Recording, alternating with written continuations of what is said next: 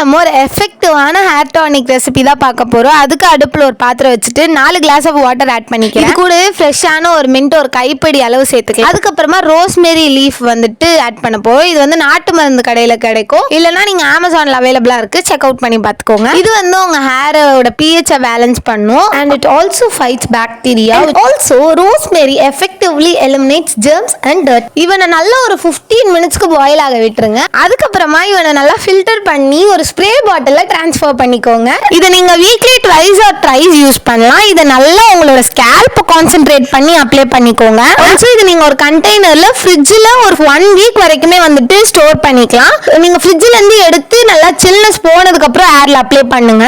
உங்களுக்கு rape pencil மாதிரி லாங்கான hair வேணுமா, மறக்காம இந்த ரோஸ்மெரி வாட்டர் ரெசிபியை ட்ரை பண்ணி உங்க ஹேர்ல அப்ளை பண்ணிக்கோங்க. மறக்காம உங்க லாங் ஹேர் ஃப்ரெண்ட்ஸை டேக் பண்ணி நம்ம சேனலை சப்ஸ்கிரைப் பண்ணிக்கோங்க. தேங்க்யூ, பாய்.